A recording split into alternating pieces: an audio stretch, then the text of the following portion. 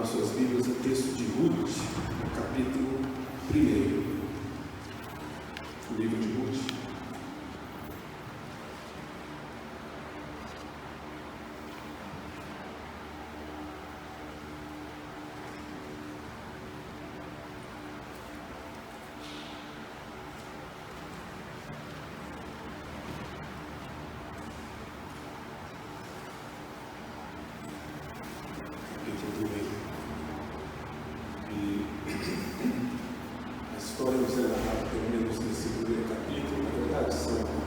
Cenas que são descritas aqui nesse primeiro capítulo, e vamos usá-las exatamente para a introdução inicial, mas nos é narrado assim: nos dias em que julgavam os juízes, houve fome na terra, e um homem de Belém de Judá saiu a habitar na terra de Moabe com sua mulher e seus 2 filhos. Este homem se chamava Elimeleque, e sua mulher Noemi. Os filhos se chamavam Malom e Quilion, efrateus de Belém de Judá. Vieram à terra de Moabe e ficaram ali. Morreu Elimeleque, marido de Noemi, e ficou ela com seus 2 filhos, os quais casaram com mulheres moabitas. Era o nome de uma órfã e o nome da outra, Ruth. E ficaram ali quase 10 anos. Morreram também ambos, Malom e Quilion, ficando assim a mulher desamparada de seus 2 filhos e de seu marido. Então se dispôs ela com as suas noras e voltou da terra de Moabe, porquanto nesta ouviu que o Senhor se lembrara do seu povo dando-lhe pão. Saiu, pois, ela com as suas 2 noras do lugar onde estivera, e indo elas caminhando de volta para a terra de Judá, disse Noemi: ide, voltai cada uma à casa de sua mãe, e o Senhor use convosco de benevolência como vós usaste com os que morreram e comigo. O Senhor vos dê que sejais felizes, cada uma em casa de seu marido. E beijou-as. Elas, porém, choraram em alta voz. E lhe disseram: não, iremos contigo ao teu povo. Porém Noemi disse: voltai, minhas filhas, porque iríeis comigo? Tenho eu ainda no ventre filho para que vos sejam por maridos? Tornai, filhas minhas, ide-vos embora, porque sou velha demais para ter marido, ainda quando eu dissesse tenho esperança, ou ainda que esta noite tivesse marido e houvesse filhos, esperá-los-íeis até que viessem a ser grandes? Abster-vos-íeis de tomardes marido?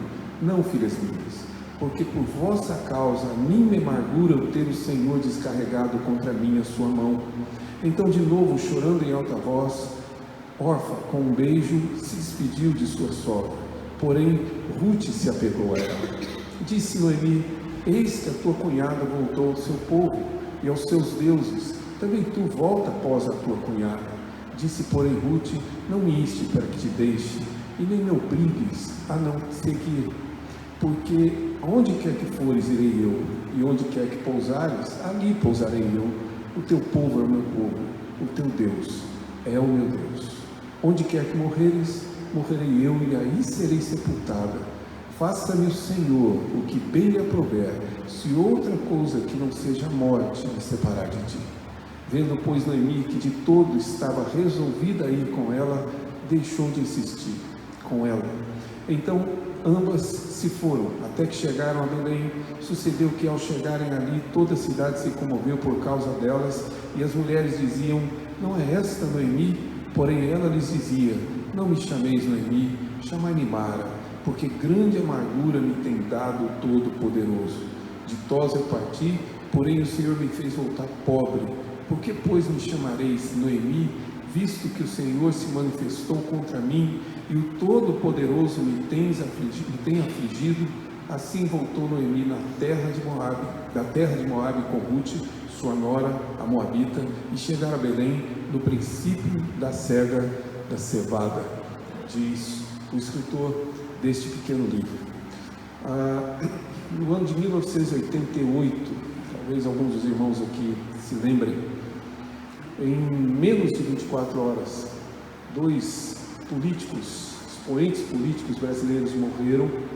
Ambos eram, na verdade, faziam parte, digamos, do grupo de apoio do então presidente Fernando Henrique Cardoso. Um deles, o seu ministro, chamado Sérgio Mota, um dos seus principais amigos pessoais, um dos principais ministros e articuladores do seu governo. E o outro amigo pessoal dele, também apoiador, foi Luiz Eduardo Magalhães, filho de ACM, que faleceu aos 43 anos com uma parada cardíaca.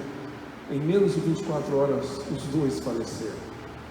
Naquela ocasião, ainda conturbada por todo o cenário que agora se desmontava, uma vez que Luiz Eduardo Magalhães estava sendo de fato preparado para ser um dos possíveis candidatos a substituir Luiz Fernando Henrique Cardoso, o que de fato poderia ter ocorrido e principalmente teria dado outro rumo ao nosso país, claramente, mas naquela conturbada situação, o jornalista Roberto Pompeu de Toledo, que é um articulista da Veja, escrevia quase sempre um texto no final da revista, e alguns aqui talvez tivessem o hábito de ler, como eu lia frequentemente os bons escritos de Toledo, que é um excelente escritor. Naquela ocasião, naquela semana, seu texto vinha com o seguinte título: Considerações sobre ela, sem dizer o nome dela. E ele se referia à morte.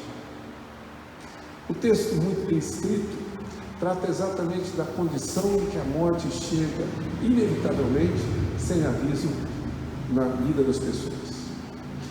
Durante todo o texto, ele procura demonstrar a ideia de que, na realidade, é inevitável, incontrolável e, mais do que isso, é sem sentido, sem significado nenhum. Uma das suas palavras é que uma das maiores crueldades da morte é que, quando ela chega e leva alguém que amamos, rapidamente a vida continua sem qualquer diferença, sem qualquer mudança, aparentemente sem qualquer manifestação ou pelo menos alteração. A vida continua e as pessoas continuam vivendo naturalmente. E de fato, sem a compreensão da doutrina da providência, a morte não faz sentido nenhum.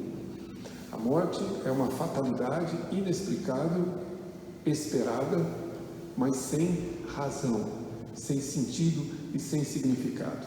E não é apenas a morte que perde significado. Na verdade, a própria vida perde o sentido se nós retirarmos dela aquilo que estamos, de certa forma, começando a estudar aqui na Escritura, ou a refletir na Escritura nessas manhãs. Quando nós, na verdade, retiramos a doutrina da providência, ou não a entendemos, ou de certa forma não nos esforçamos por compreendê-la e a maneira como ela atua de fato em nossas vidas. Aliás, Niels Bohr, que era um físico que ganhou o Prêmio Nobel de Física em 1922, aí não vou pedir para ninguém se lembrar disso, claro, mas quando ele escreveu, ele disse que o sentido da vida consiste em que não tem sentido nenhum dizer que a vida tem sentido. Dá para perceber que, na realidade, a vida, ela ignora o sentido, segundo a sua palavra. Não existe significado. Claro, todas as vezes que nós retiramos a doutrina da providência, que é difícil de ser compreendida, que é difícil de, na verdade, ser aplicada, que traz sobre nós, digamos assim, toda uma perplexidade e um sentimento de impotência, mas que é fundamental para que a vida e a morte tenham sentido. Alegria e tristeza tenham significados para nós. Por isso, o livro de Ruth é essencial. A história é muito conhecida de todos e, para entendê-la, nós precisamos guardar conosco aqui alguns aspectos fundamentais sobre a maneira com que a Escritura narra essas narrativas ou narra essas histórias. História na Escritura não é o mesmo sentido que temos para nós. Para nós, história é contar-nos alguns fatos verídicos, por isso nós falamos de história, história do Brasil, história das guerras, etc. Ou então, a história é para nós, na verdade, algo que nos é contado com um sentido moral, com uma aplicação moral. E aí é mais no sentido de história do que propriamente de história, mas é a maneira como comumente vemos. Mas na Escritura, a história tem um outro significado. A maior parte do texto bíblico é história, não é profecia, não é epístola, não são os salmos, não são os textos poéticos, não são as cartas, não são os evangelhos. A maior porção da Escritura nos é dada por Deus através de narrativas históricas. Tá? Entendo, porque Deus sabe perfeitamente bem que com o tempo a história, nós guardamos essa história. A história, quando nos é contada, nós absorvemos e ela nos acompanha, talvez por isso, mas também por um outro significado que os autores bíblicos chamam de história da redenção, que não é muito fácil de ver, digamos assim, mas que perpassa todas essas histórias. Então, nós lemos um texto histórico, eu já mudo aqui.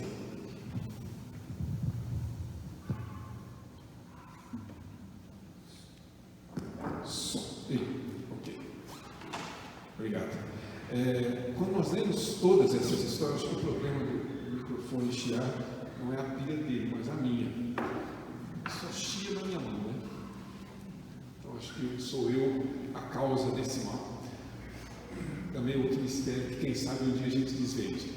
Mas percebam bem, a história, ela é como se tivéssemos, na verdade, uma história sendo narrada por intermédio de meios, tá certo? Pense na ideia de que nós temos a história de pessoas, personagens, gente como nós, que viveu, sofreu, alegrou-se, morreu. Essa história está sendo contada, como é o caso aqui de Elimeleque, de Noemi, de Malom, de Quilion, de Ruth, de Orfa, etc. Essa história de personagens que existiram. Mas essa história, ela está narrando a história de Israel, como daqui a pouco eu vou demonstrar a vocês, a história do povo de Deus, a história dessa nação. E quando se fala a história de Israel, é a história também da sua igreja, até de onde viemos nós. Mas acima disso, ou além disso, essa história está sendo narrada para nos dizer como Deus graciosamente nos redime ao longo dessa história toda, como Deus está salvando esse universo, esse mundo que Ele criou. E isso nós chamamos de história da redenção, e para compreender precisamos perceber isso. Ruth não está aqui simplesmente para nos ensinar como lidar com as catástrofes da vida. O livro de Ruth está aqui para nos dizer como é que a história de Israel prosseguiu e como é que Deus redime o seu povo. E eu espero que isso fique claro também, mas claro, a partir da história de pessoas como nós. Um outro ponto importante nessa história que lemos, e a partir desse conceito que vimos, é compreendermos que nós não somos o centro do universo, e muito menos o centro de nossa história. Assim, Malom, Quilion, Ruth, Orfa, Elimeleque, e Noemi, Boaz, todos esses nomes citados em Ruth, ou seja, todos esses personagens contidos aqui, esses personagens principais ou coadjuvantes, seja como você quiser, todos eles não são o centro da história. Esse livro não é sobre Ruth, esse livro não é sobre Noemi, principalmente, ou sobre Boaz. Esse livro é sobre Deus, como Deus desenvolve a sua história e como Ele usa a vida de pessoas para que o seu propósito seja executado, para que seu plano seja levado avante. Isso é muito importante, porque nós sofremos muito pelo mal, não apenas do que nos acontece, mas pelo fato de acharmos que a história gira em torno de nós.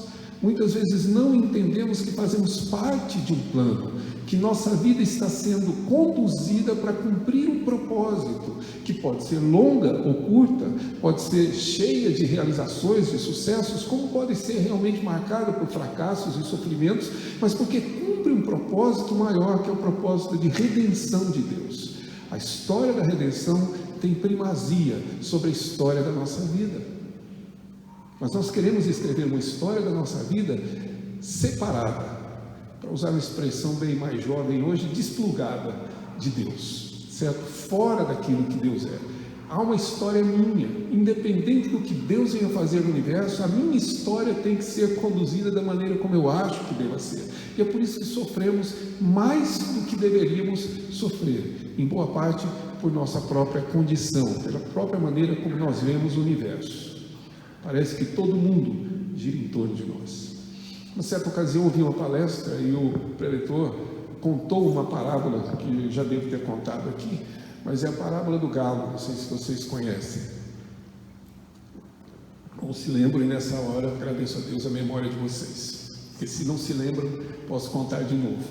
Mas a parábola do galo é muito simples. É porque havia em um determinado galinheiro um galo que era arrogante e soberbo, o mais importante do galinheiro. Ele desfilava imponentemente com seu peito cheio e ele era totalmente orgulhoso porque ele sabia que o sol só nascia depois que ele cantava.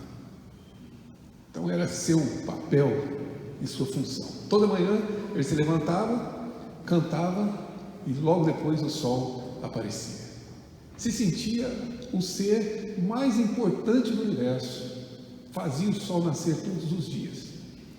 Uma noite saiu com os outros amigos e passou a noite na balada, tá certo? Fazendo o quê? Não sei o que galo faz na balada, mas saiu. E voltou já alta madrugada, morrendo de sono, e perdeu a hora. E essa foi sua grande frustração. Quando acordou, o sol já havia nascido. Descobriu que nós não somos o centro do universo. Nós não somos o centro da história. O centro da história é Cristo Jesus.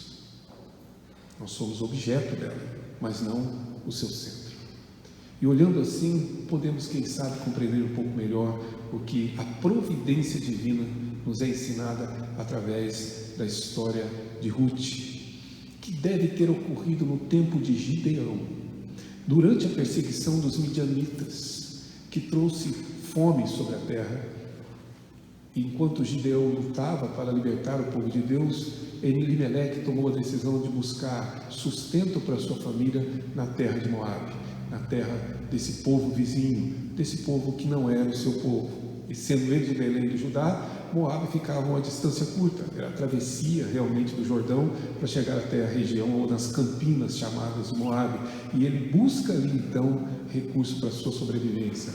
Uma decisão tomada por Elimeleque. Elimeleque falece, Quilion e Malom também, e como conhecemos e lemos a história que já nos narra praticamente quase toda a história, Orfa volta para seu povo e Ruth acompanha Noemi, que volta para sua terra, sem recursos, sem arrimo, trazendo a sua nora. É por isso que ela disse: me chamei Mara e não Noemi. Essa é a história que passa a ser narrada, mas durante ela, nos lábios de Noemi, e principalmente nas narrativas desse escritor, nós pelo menos temos um vislumbre dessa doutrina da providência, se você puder observar. A primeira delas, e Noemi deixa isso muito claro nesse capítulo, é que sim, Deus é Deus de tudo. Deus é o Senhor de todas as coisas. E tudo provém de Deus. Nada pode vir senão das mãos dele. Isso fica claro nas palavras dela, se você puder acompanhar. Por exemplo, verso 6, ela diz às suas noras: então disse ela com as suas noras e voltou da terra de Moabe. Dispôs ela com as suas noras, voltou da terra de Moabe, porquanto nesta ouviu que o Senhor se lembrara do seu povo, dando-lhe pão. Duas informações importantes aí. Essa ideia de que Deus lembrou está ligado diretamente à sua aliança, ao seu pacto. Deus, na verdade, quando diz o texto se lembra, não é porque ele se esqueceu e agora se lembrou. O que a Escritura quer dizer é que Deus é fiel à sua aliança. E aquilo que Deus prometeu, ele há de cumprir. Portanto, Deus se lembrou significa que Deus agiu de acordo com a sua natureza, de acordo com o pacto que ele celebrou com esse povo, de acordo com a sua aliança. E concedeu pão. E veja bem, Deus conceder pão significa que todo o alimento procede de Deus. Fato que Elimeleque deveria ter se lembrado antes da sua, digamos, fuga para Moabe. Ou seja, é Deus quem concede o pão, é Deus quem concede o alimento, é Deus quem concede de fato o sustento. É isso que Noemi está dizendo. Está dizendo às suas noras que está voltando da terra, porque na realidade Deus se lembrou e voltou, ou deu pão ao seu povo conforme ele prometera. Em outras palavras, o sustento vem dele e somente dele. É ele quem concede. Eu sei, nós achamos que o nosso trabalho, nosso esforço, nossa dedicação, nosso conhecimento, nossa capacidade, nossa habilidade é que consegue nos alimentar. são todos eles instrumentos de um Deus que nos deu capacidade, habilidade, emprego, trabalho, saúde, salário, para que por meio desses elementos consigamos sustentar a nossa casa. O pão vem dele. É aqui que, na verdade, Noemi descreve essa ação de Deus. Segundo, observe já no verso número 8, disse-lhes Noemi: ide, voltai cada uma à casa de sua mãe, e o Senhor use convosco de benevolência. Mais uma vez, aqui é o Senhor quem usa de misericórdia, é o Senhor quem usa da sua graça. É interessante que a raiz do verbo traduzido aqui como benevolência é aquela que eu já comentei com os irmãos, a palavra hebraica hesed, que é uma palavra de uma expansão, digamos, de significados, e que na verdade é traduzido muitas vezes como misericórdia, como amor, como bondade, mas que está relacionado à sua aliança. É o Senhor quem usa de bondade e de misericórdia. Que o Senhor nos conceda a bênção, a benevolência que procede dele, vem das mãos dele, é ele quem nos dá. É isso que o Noemi está informando às suas noras. Se você caminhar um pouquinho mais no verso 9, veja bem, diz o texto: o Senhor vos dê que sejais felizes. Pão, bondade, misericórdia, amor, graça, como quiser chamar a palavra hesed, e felicidade procedem de Deus. É Deus quem dá, é Deus quem oferece, procedem das mãos dele. O texto de Ruth reflete a mesma compreensão do autor de Eclesiastes, que aliás ouvimos essa semana na exposição do Vini, mas que é um texto importante. Quase sempre as pessoas se lembram do capítulo 3, que é a ideia de que Deus tem um tempo para tudo: tempo de amar, tempo de deixar de amar, tempo de abraçar, tempo de separar, tempo de ganhar, tempo de perder, tempo de nascer, tempo de morrer. Essa passagem é muito conhecida, talvez a mais conhecida do livro de Eclesiastes. Mas se você observar o que o autor diz um pouco acima, perceberá que ele, no verso 24, ele diz: não há nada melhor para o homem do que comer, capítulo 2, 24, beber e fazer que a sua alma goze o bem do seu trabalho. Não há nada melhor do que isso. Contudo, ele conclui no verso 24: no entanto, vi também que isto vem da mão de Deus. E acrescenta no verso 25: pois separado deste, quem pode comer ou quem pode alegrar-se? A alegria que temos vem das mãos de Deus, não vem do espírito de Natal, né? Nem do panetone. O panetone às vezes causa mais desespero, né? Mas vem exatamente da graça de um Deus que na verdade nos concede tudo, nos dá sustento, nos dá claramente, como diz o texto aqui, as suas bênçãos, a sua benevolência, e nos dá felicidade. Só que essa parte da providência para nós não é grande problema, porque nós estamos falando daquilo que nos é agradável, daquilo que nos é favorável, daquilo que realmente nos traz prazer e alegria e felicidade e segurança. Mas essa mesma Noemi, esse mesmo capítulo que nos ensina que Deus nos dá tudo isso, nos ensina também uma outra verdade, se você puder acompanhar. Verso 13, falando acerca da lei do levirato e da impossibilidade dela de gerar filhos, para que esses filhos pudessem gerar herança e arrimo para essas suas noras, ela diz no verso 13: porque por vossa causa, porque ela amava muito essas mulheres, a mim me amarga o ter o Senhor descarregado contra mim a sua mão. Ou seja, todas essas catástrofes familiares, a morte de Elimelec, a morte de Malom, a morte de Quilion, no prazo aqui de 10 anos que seja, para Noemi tem uma única causa: a mão do Senhor. É o Senhor quem dá pão, é o Senhor quem dá benevolência, é o Senhor quem dá, com certeza, aqui a felicidade, e é o Senhor quem tira a vida. É a mão que dá e é a mão que tira, e é essa a conclusão que ela chega. A mim amarga o coração saber que Deus tem derramado a sua mão sobre mim. Verso 20, verso 21, pois ela lhes dizia amigas e companheiras da cidade de Belém, quando voltou: não me chamais Noemi, chamai-me Mara, porque grande amargura me tem dado o Todo-Poderoso. Deus me dá felicidade, mas segundo Noemi, Deus me dá amargura também, aflição, tristeza, dor, que é o que essa palavra de fato significa. Verso 21: ditosa eu parti, porém o Senhor me fez voltar pobre. Esse é o lado da providência que às vezes nós não conseguimos compreender, ou talvez tentemos negar. Diz ela ainda: nisto, verso 21, Noemi, visto que o Senhor se manifestou contra mim e o Todo-Poderoso me tem afligido. É interessante porque Noemi não vê a obra do inimigo, tá? Não é na verdade o espírito destruidor que está agindo aqui, tá certo? Consumindo, o espírito consumidor, né? Que está consumindo o que ela possuía. É interessante que a leitura que ela faz dos fatos não é na verdade aqui por causa de um pecado oculto, o marido dela morreu, os filhos morreram e ela está sofrendo. Ela não diz que existe uma causa no conduta e no comportamento deles. Aliás, Noemi nem sequer tenta explicar. Ela apenas afirma que toda essa dor, toda essa amargura tem vindo das mãos de Deus.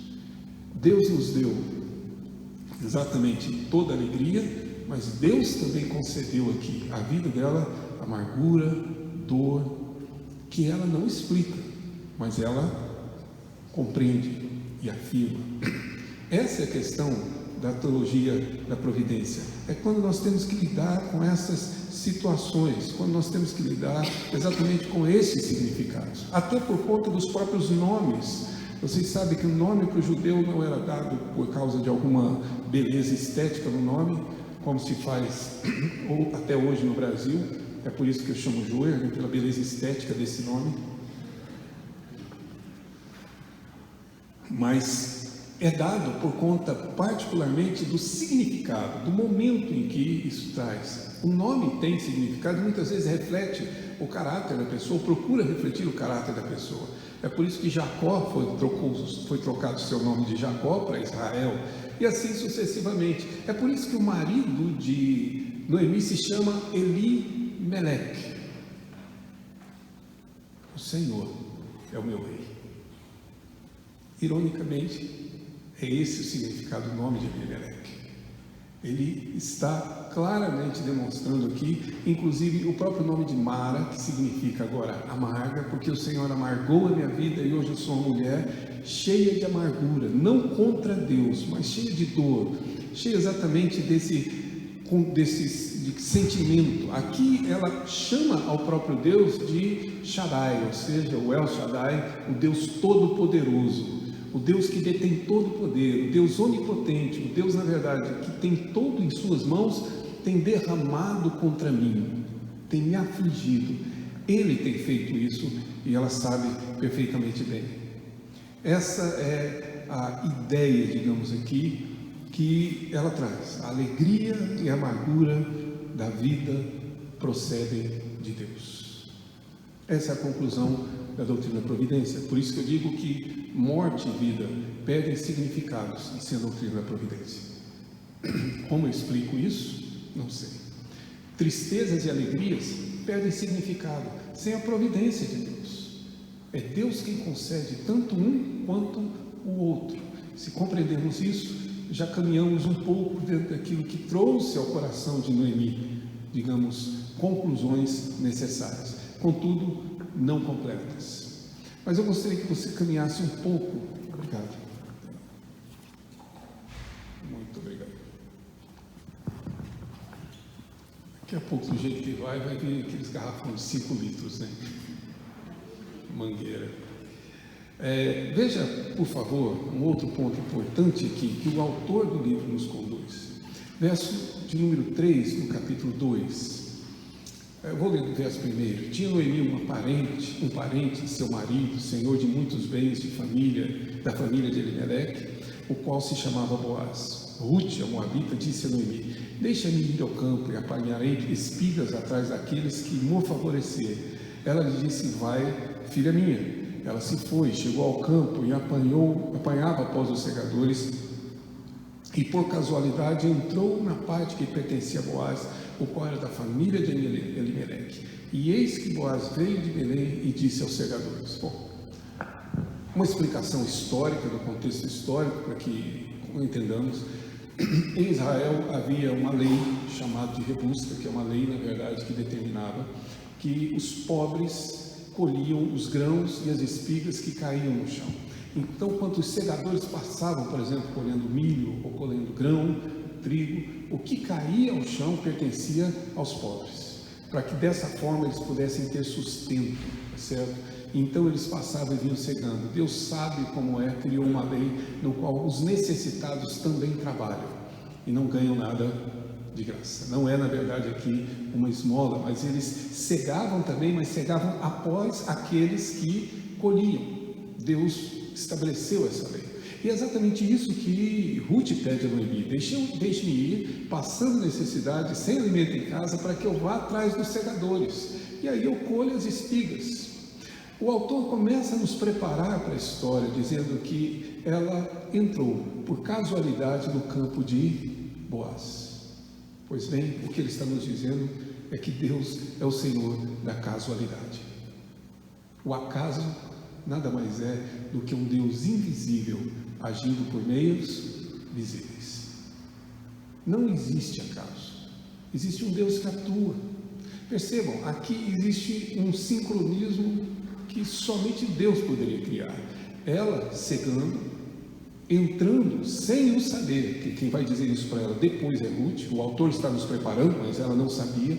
Ela entra sem o saber no campo de Boaz, e eis que nessa mesma ocasião Boaz chega à casa, chega ao seu campo, e então ele vê Ruth. Casualidade ou providência? Depende da maneira como queremos olhar, mas Deus providenciou para que isso pudesse acontecer, porque Ele é o Deus exatamente daquilo que nós chamamos de casualidade. O detalhe permanece invisível, mas é Deus atuando. Tá? Isso me lembra uma história que eu vou ter que pedir licença Eliane para contar, que foi quando eu arranjei minha primeira namorada na vida, segundo eu. Tá? Ela até hoje não soube disso. É sério. Eu devia ter por volta de uns 6 anos de idade, recém-chegado de Cuiabá, em Goiânia, e morávamos num bairro em Goiânia chamado Fama, por causa exatamente de uma instituição que tem ali naquela região, e fomos a primeira casa que fomos morar. E quando, na realidade, morávamos ali, minha avó mandou os mais velhos, 3 filhos mais velhos, como sempre, os 3 netos mais velhos, irem até o armazém comprar feijão, arroz, eu não me lembro mais o que ia comprar. E foi então, eu era o terceiro, meu irmão mais velho, o segundo e eu, para fazermos a compra no armazém. Fizemos a compra. Quando voltamos para casa, eu falei para minha mãe, que estava à mesa: eu estou namorando. Minha mãe: como assim, filho? Como é que você está namorando? É que eu entrei no armazém, eu passei pelo tonel de arroz, lembra-se, mãe? Antigamente, tudo a granel, passei no tonel de arroz e ela no tonel de feijão. Eu olhei para ela, ela olhou para mim, estamos namorando. Casualidade, pois as nossas vidas são feitas de detalhes assim, que conduzem a nossa história, e nós chamamos de coincidência, de acaso, de casualidade, sem perceber que existe um Deus gracioso. Você não conheceria seu cônjuge, não fosse o Senhor da casualidade ter usado os acasos para que você conhecesse. Já pararam para pensar nisso? Às vezes, alguns minutos fariam completa diferença. Às vezes, alguns dias mudaria toda a história. Se não fosse a mesma escola, o mesmo grupo de amigos, um amigo que conhece um amigo que conhece um amigo, e sabe-se lá que caminho Deus usa, mas Deus usa os invisíveis para nós, para casualmente conduzir essa história. É isso que o autor está dizendo. Ruth entra casualmente, porque Deus conduziu Ruth, E nesse mesmo momento em que ela entra no campo de Boaz, Boaz vem a Belém para ver seu campo e observa e vê exatamente aquela que lá estava. Eis que Boaz, na verdade, a vê. Querem ver outra situação que parece acaso e passa-nos despercebida? Volte ao texto do verso 4 do capítulo 1 e observe como é que ele narra a história. Diz ele que Elimeleque morreu, tá? E ficaram os 2 filhos, no verso 3, os quais casaram-se com mulheres moabitas. Era o nome de uma órfã, o nome da outra Ruth, e ficaram ali quase... O texto está dizendo que eles viveram casados quase 10 anos. Quantos filhos? Qual que é a possibilidade, naquela época, em que ter filhos fazia parte de uma honra, de um projeto de vida? Impossível um casal não planejar e ter filhos. Não é como hoje que se planeja não ter. Naquela época, às vezes os filhos eram mais importantes do que o próprio casamento. O casamento existia em função dos filhos, muitas vezes. Qual a possibilidade de 2 mulheres normais, tanto é que Ruth depois dá à luz, casada com 2 homens durante 10 anos, e nenhuma delas se engravidar? Acaso? Não, é o Senhor da casualidade, o Senhor que conduz todos os fatos para o cumprimento da sua vontade. É isso que o texto revela, ou seja, a providência de Deus. Providência nos cuidados pessoais, se você puder observar, capítulo de número 2, verso de número 12, diz verso 8 a 13, diz que então disse Boaz a Ruth, quando a viu e quando soube quem ela era: ouve, filha minha, não vás colher em outro campo, nem tampouco passes daqui, porém aqui ficarás com as minhas servas. Estarás atenta ao campo que cegarem e irás após elas. Não dei ordem aos servos que não te toquem. Percebam, é muito importante isso, porque ela era uma estrangeira, sem arrimo, sem homem que a defendesse. O risco de Ruth ser violentada era grande. E por isso ele diz: dei ordem para que não te toque. Quando tiveres sede, vai às vasilhas e bebe do que os servos tiraram. Então ela, inclinando-se, rosto em terra, disse: como é que me favoreces e fazes caso de mim, sendo eu estrangeira? Veja bem a providência de Deus. Respondeu Boaz e disse: bem me contaram tudo quanto fizeste a tua sogra. Aquelas famosas más línguas às vezes prestam favor a Deus. As notícias chegaram ao ouvido de Boaz. Não é acaso. É Deus usando inclusive, né, aquelas nossas irmãs ou irmãos que gostam de levar notícias, até que Boaz tomasse conhecimento sobre essas notícias. Verso de número 11, ele continua dizendo: depois da morte de teu marido, e como deixaste teu pai e tua mãe, a terra onde nasceste, e vieste para um povo que dantes não conhecia. Agora ouça a palavra dele no verso 11: o Senhor retribua o teu feito, e seja cumprida a tua recompensa do Senhor Deus de Israel, sob cujas asas vieste buscar refúgio. Que Deus te proteja, que Deus te guarde, que Deus te preserve pelo que tem feito a Noemi. E o instrumento de Deus para proteger Ruth se chama Boaz. Deus agindo de novo. Aparentemente é um diálogo coincidente por acaso, mas é Deus agindo na história, agindo no coração deste homem para preservar essa mulher. Verso 13, disse ela: tu me favoreceste muito, Senhor meu, pois me consolaste e falaste ao coração de tua serva. Não sendo eu ainda nem como uma das tuas servas, eu sou menos do que uma delas, e o Senhor me tratou com tanta dignidade. O que ocorre aqui? É o Deus conduzindo a história e conduzindo exatamente, preservando em detalhes aquilo que nós chamamos de acaso, coincidência. Simplesmente assim. Às vezes por questões de fração de segundo, e a providência de Deus conduz. O que o livro de Ruth nos ensina sobre a providência de Deus é que Ele é o Senhor da casualidade, dos acasos, daquelas situações que nós julgamos como coincidências ou aleatórias. Não existe. Existe um Deus que conduz a história soberanamente, a favor de nós e também para o cumprimento do seu propósito. Aqui é um outro ponto aqui dessa história que eu gostaria que você pudesse perceber, ou seja, a forma como Deus conduz. A própria Noemi vai ler a história a partir daí, no verso 20, veja bem, então Noemi disse à sua nora: bendito seja ele do Senhor, falando de Boaz, que ainda não tem deixado a sua benevolência nem para com os vivos, nem para com os mortos. Disse-lhe mais Noemi: esse homem é nosso parente chegado e um de nossos resgatadores. Haviam dois, um antes dele, tá certo? O que é resgatador? Resgatador porque queria cumprir a lei do levirato.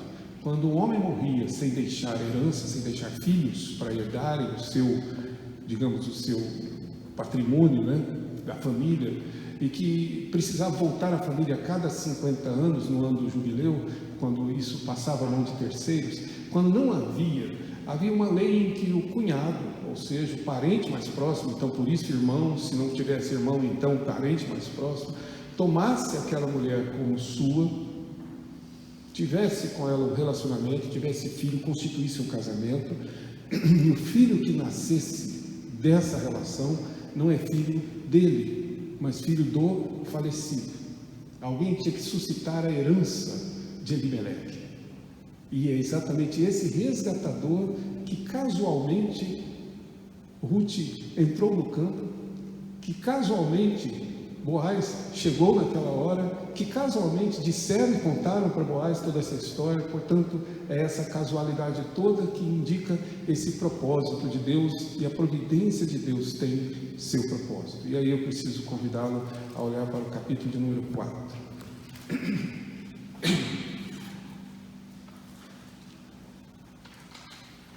Então, ao final, quando Ruth se casa com Boaz, e então tem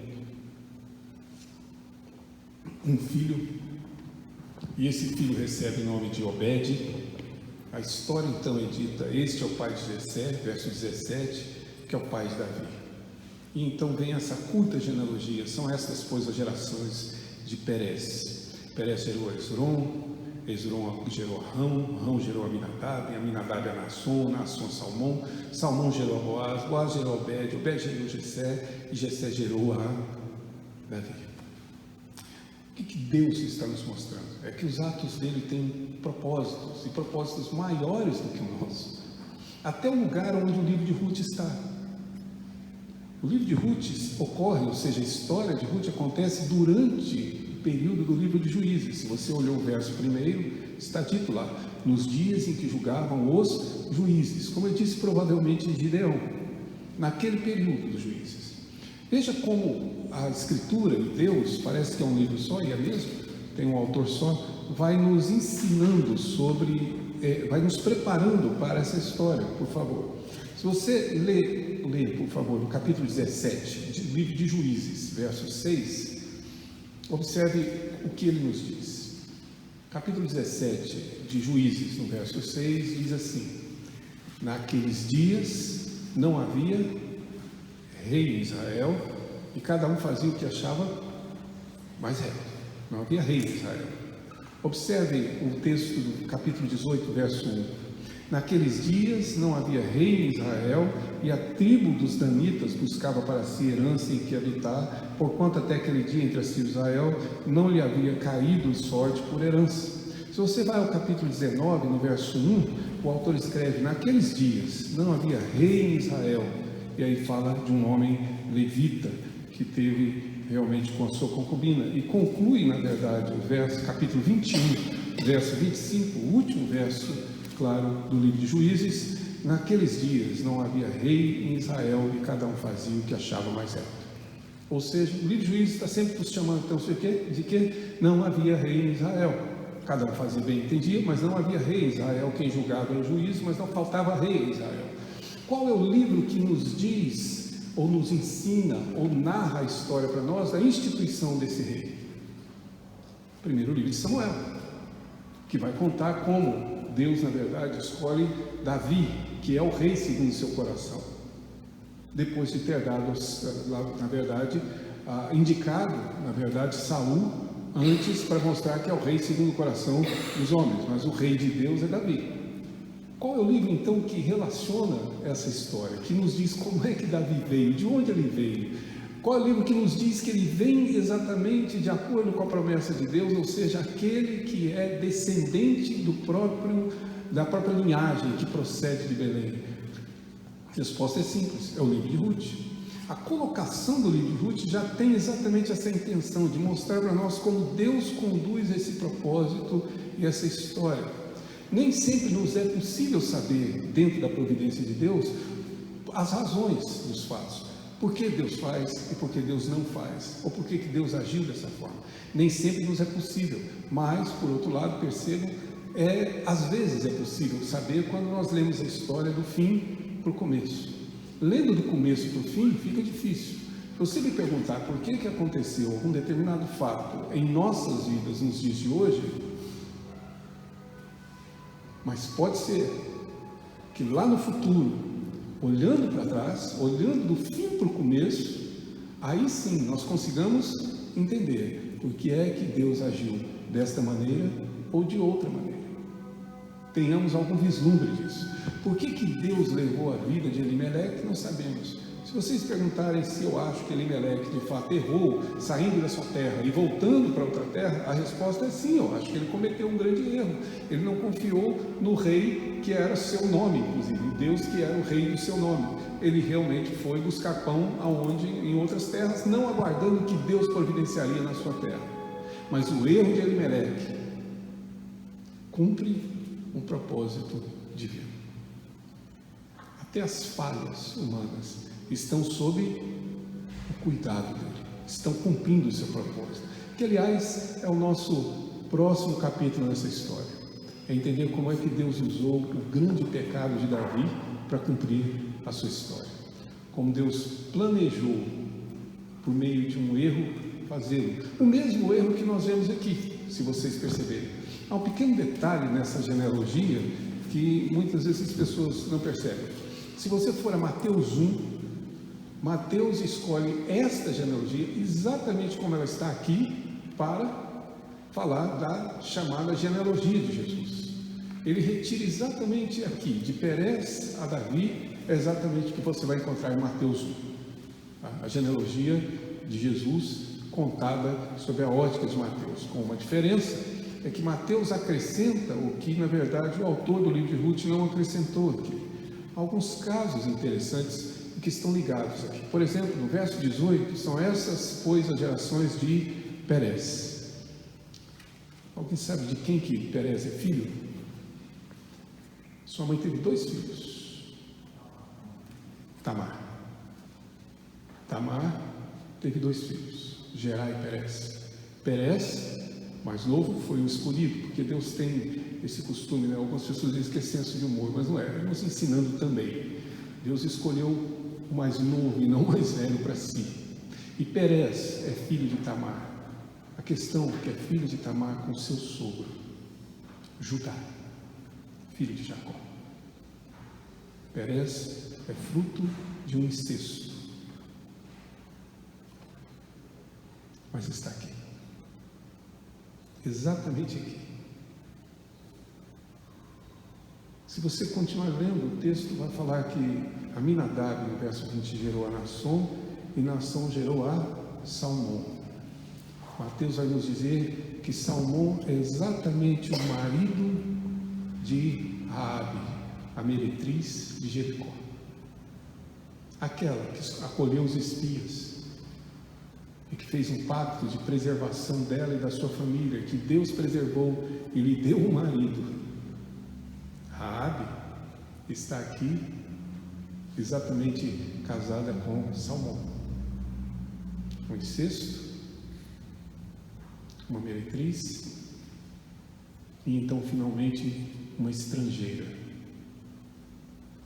Interessante que essa estrangeira se casa com o filho desse casal, que se chama Boaz. A providência de Deus cumpre o seu propósito que nós não temos como conhecer. Sendo muito francos, dificilmente nós toleraríamos essa parte da nossa própria história. Mas é exatamente por meio desse caminho que Deus cumpre um propósito que é maior do que nós. O propósito de Deus é cumprir e conduzir a história da redenção. Seja por meio de um incesto, seja por meio da conversão de uma prostituta, seja por meio, na verdade, da inclusão de uma moabita, ou seja como também um adultério, como é o caso de Davi, que gerou depois Salomão. Deus tem seus propósitos, inclusive nos erros que nós cometemos. É essa parte que eu digo aos irmãos, mais difícil para mim. Eu sou responsável pelos meus erros, mas eles fazem parte do plano de Deus. Que é exatamente o que eu quero ouvir com os irmãos no próximo domingo, sem antecipar aqui o assunto. Mas já é importante perceber como Deus tem um propósito em sua providência, que a sua providência tem um propósito último que vai muito além de mim. Eu me lembro de um amigo de mocidade, jogava bola conosco, que nem assim, nervosinho também, chamava Serginho. Serginho tocava muito bem violão, fazia parte da equipe de cânticos da igreja, etc. Aquela fase de jovens, e que aí todos casam à mesma época, né? Vão se casando.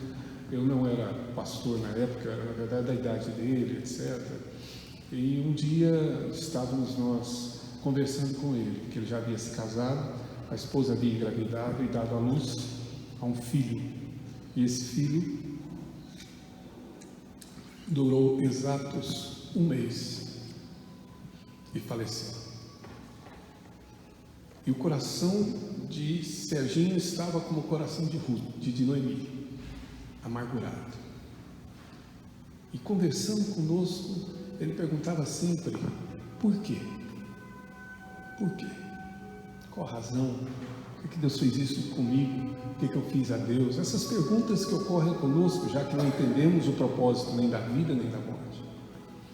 E quem de alguma forma trouxe conforto ao coração dele, e cujas palavras ditas naquela época trazem conforto à minha vida até o dia de hoje, foi meu irmão, que também é pastor, e na época ainda não era pastor, mas fazia parte do mesmo grupo de jovens. Meu irmão disse ao Sérgio: Sérgio, lembre-se, antes que existisse tempo, antes que existisse mundo, Deus planejou o seu filho. E provavelmente, se você confia nele, pode ser que Deus o tenha planejado para estar com ele. Só que para ele existir, Deus teria que fazer com que ele viesse por meio de um casal. E de todos os casais do universo, Deus resolveu dar a graça a vocês de trazê-lo ao mundo. Aquilo me faz pensar constantemente em uma série de fatos.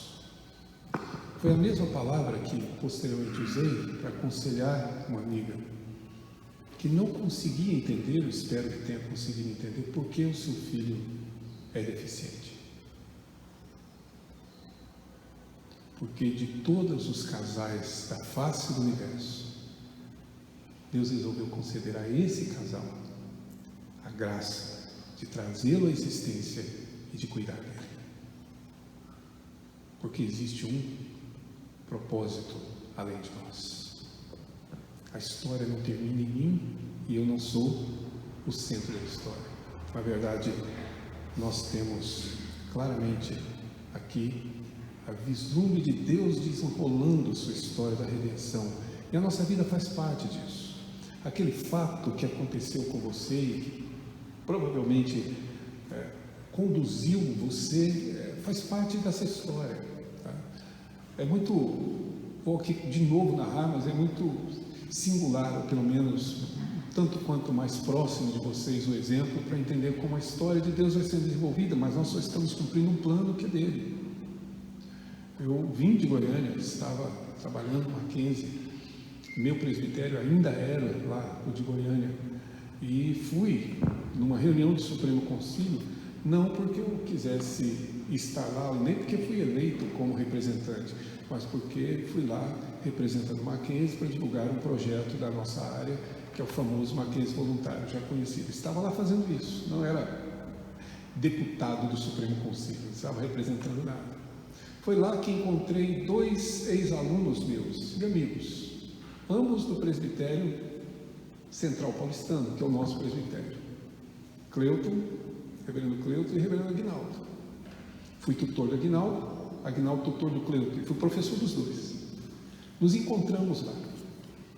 E aí, o próprio Cleuton perguntou para mim como é que estava a minha situação, se eu estava em Goiânia, etc. Expliquei, porque fazia muito tempo que não nos víamos. Aliás, me surpreendi de tê-los encontrados ali.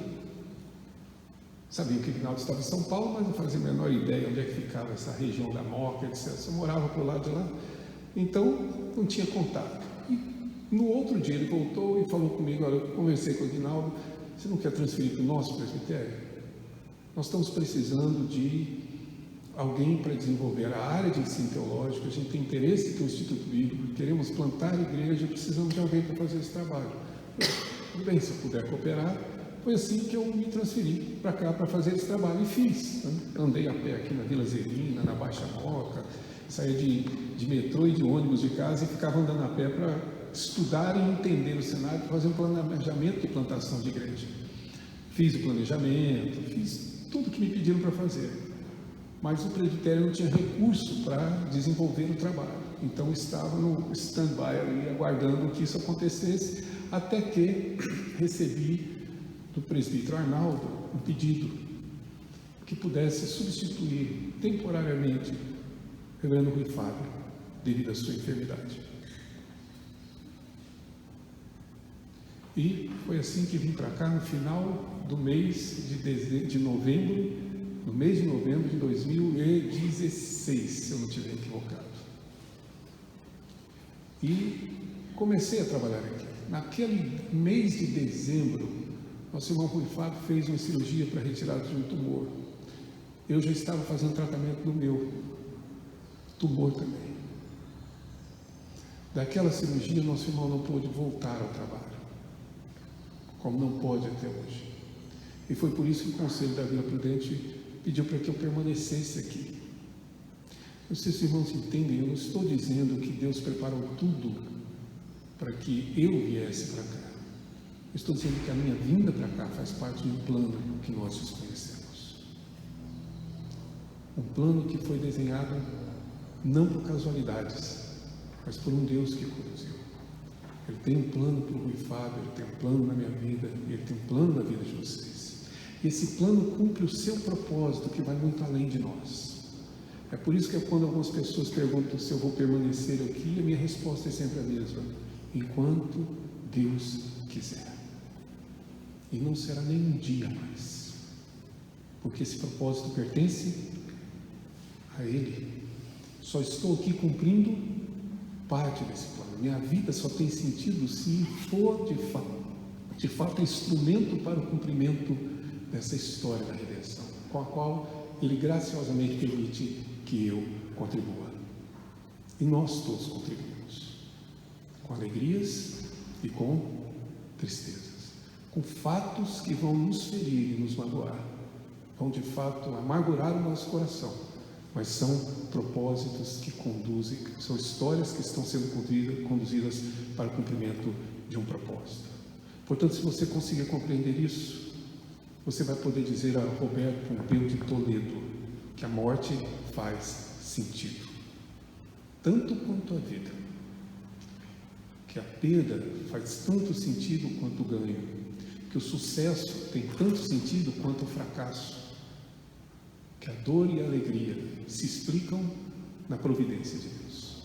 Retire essa doutrina, meu irmão, e sua vida será simplesmente de amargura, sem explicações, e de dores que provavelmente levará você a rancor, e não a segurança e a paz. Por isso é que eu os convido mais uma vez a olhar para esse Deus e receber da mão dele tanto o pão, tanto a benevolência, quanto a felicidade, quanto a amargura, quando ela for necessária.